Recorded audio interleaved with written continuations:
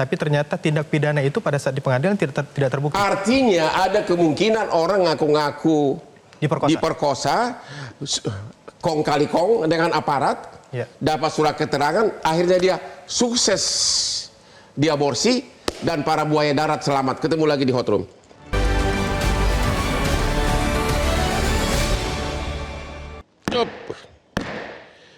Para pemirsa, banyak orang bertanya, kenapa kebiasaan Hotman itu dan sangat menarik perhatian publik, bahkan sukses dalam karir, selalu memakai baju bling-bling, ya, dan berlian bling-bling, bahkan sepatunya pun sangat bling-bling. Ada apa?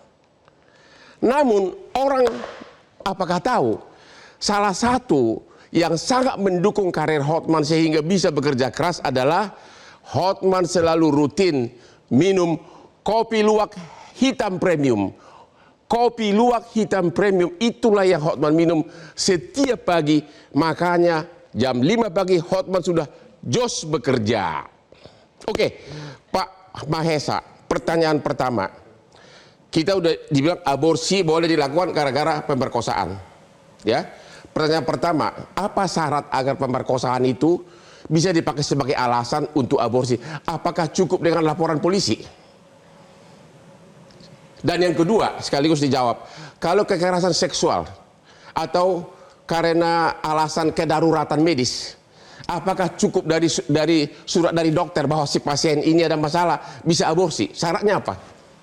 Ya, jadi memang di PP 28 ini disebutkan di pasal 118-nya bahwa tindakan aborsi atau penghentian kehamilan itu mensyaratkan ada 2 dokumen. Yang pertama adalah surat keterangan dari dokter, kemudian yang berikutnya adalah surat keterangan dari penyidik, Bang Hotman.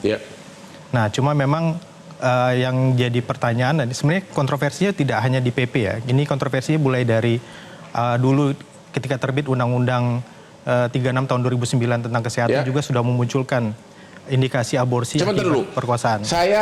Pertanyaan saya kurang tajam tadi karena tadi lupa minum kopi luwak kesayangan saya. Ya, kopi luwak hitam premium. Ya. Tolong Pak diperinci. Kalau pemerkosaan, coba spesifik dulu. Syaratnya apa agar boleh aborsi? Cukup enggak laporan polisi, LP di polisi selesai? Ya. Ini saya sebutkan bunyi pasalnya ya, Bang Hotman ya.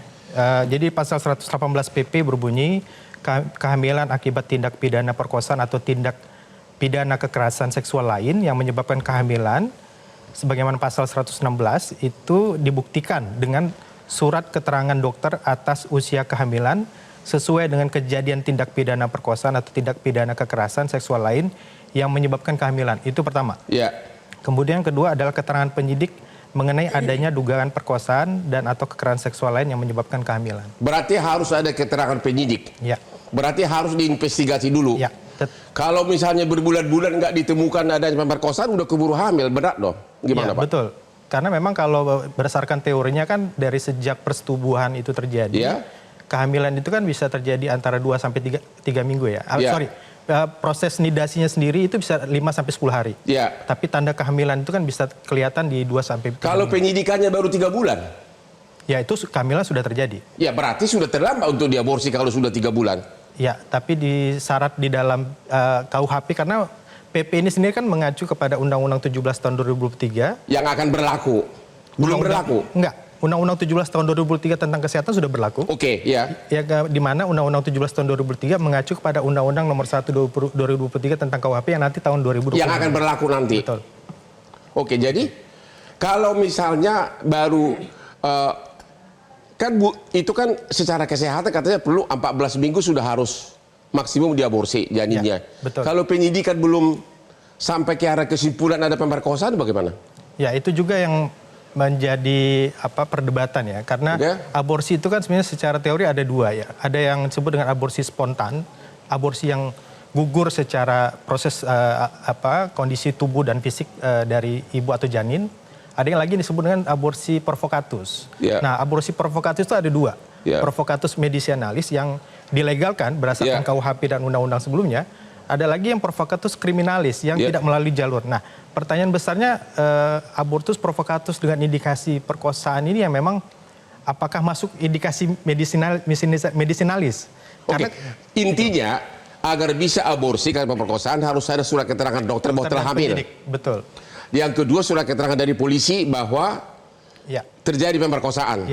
Pak Holil Nafis, apakah secara agama kalau bayi janin sudah lebih dari 14 minggu masih boleh nggak diaborsi?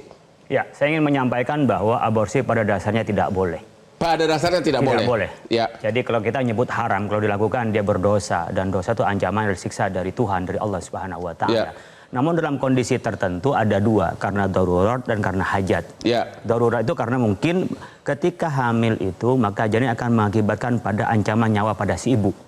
Sehingga harus dipilih baina daruratain, darurat karena ibunya meninggal atau anaknya meninggal. Berarti secara agama karena darurat bisa aborsi? Bisa. Karena ini diambil darurat yang lebih kecil. Antara ibu meninggal yang sudah punya tanggung jawab dengan anak kecil yang belum, itu diperbolehkan. Berapa batas maksimum umur janin? Kalau yang ulama sepakat semuanya pada usia sudah nufkhatir roh, yaitu 3 kali 40 hari, yaitu 120 hari. Kalau di KUHP kan di 80 ya, 14 minggu. Itu sudah nggak bisa, sehingga dia sudah sama dengan manusia yang tidak boleh dibunuh. Gitu ya. Dan kalau di fatwa MUI yang tahun 2005 disebutkan bahkan boleh aborsi karena perkosaan itu kalau janin tidak lebih dari usia 40 hari.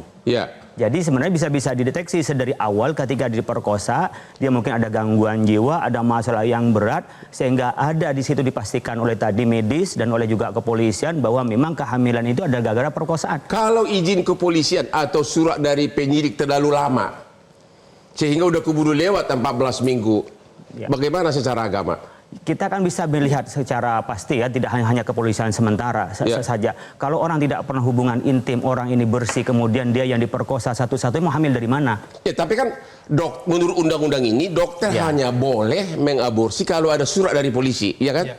Kalau surat dari polisi itu kelamaan. Ya kan kita malah mempersilahkan untuk tidak aborsi. Jadi aborsi itu diperbolehkan kalau itu mengancam kejiwaan terhadap si ibu. Jadi ketika dia itu terus hamil dan terus melahirkan, nggak ada masalah dalam Islam. Tidak harus aborsi. Secara agama ya? Secara agama nggak apa-apa. Yang dosa itu adalah orang yang melakukan pemerkosaan. Anak tidak dosa karena nggak ada dalam Islam itu dosa turunan. Oleh karena maksud saya begini, tadi kan secara agama batas usia janin itu kan ada.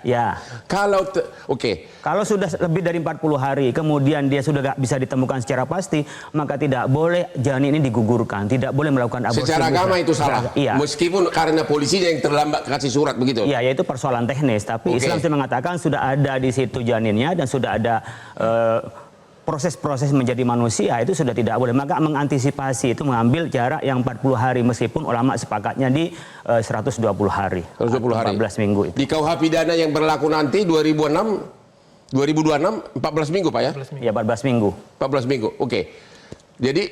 Jadi boleh diaborsi asalkan ada surat keterangan dokter bahwa telah hamil dan surat dari polisi menyatakan bahwa itu hasil pemerkosaan. Ya, tapi yang menariknya gini Bang. Yang menariknya itu kan bunyi PP-nya adalah tindak pidana itu dibuktikan dengan surat keterangan dokter dan surat penyidik. Kalau kita yang belajar hukum kan pembuktian itu bukan di situ sebenarnya. Pembuktian itu kan nantinya di pengadilan. Bang Hotman bisa bayangkan kalau aborsi itu terlanjur dilakukan, tapi ternyata tindak pidana itu pada saat di pengadilan tidak terbukti. Artinya ada kemungkinan orang ngaku-ngaku diperkosa, kong kali kong dengan aparat, dapat surat keterangan, akhirnya dia sukses diaborsi dan para buaya darat selamat. Ketemu lagi di Hot Room.